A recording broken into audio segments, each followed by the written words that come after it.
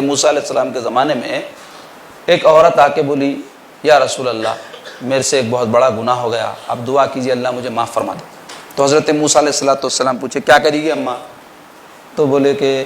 میں زنا کری، اور زنا سے جو بچہ پیدا ہوا لوگوں کو معلوم ہو جائیں گا بلکہ قتل کر دیا۔ تو اللہ کے رسول حضرت موسیٰ علیہ السلام فرمایا نکل یہاں سے، تو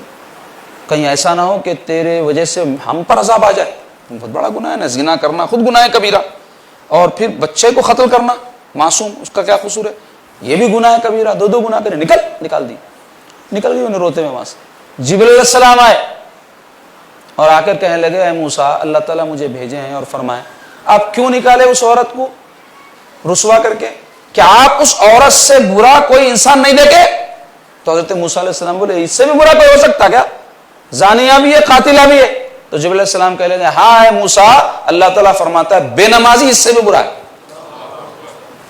سمجھتے اتنا برا ہمارے پاس، لائٹ لے کے نماز نہ چھوڑتے، لائٹ لے کے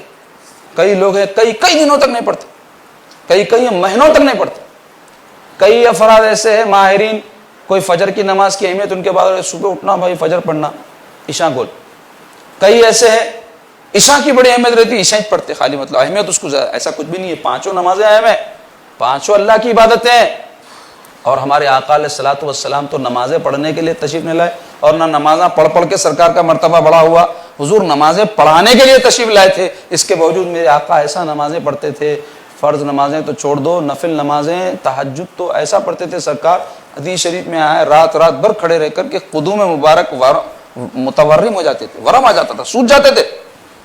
پھول جاتے تھے قدوم مبارک سرکار پاک صلی اللہ علیہ وسلم کی۔ ایسا ہمارے آقا نمازوں کا اہتمام کریں، اور ہم گناہگار امتیوں کا یہ حال ہے کہ نماز کی کوئی اہمیت نہیں ہے۔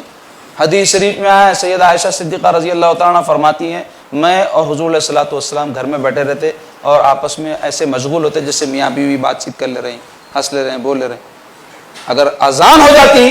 تو پھر عالم یہ ہوتا کہ نہ حضور مجھے پہچانتے نہ میں حضور کو پہچانتی، نماز کی تیاری میں لگ جاتے۔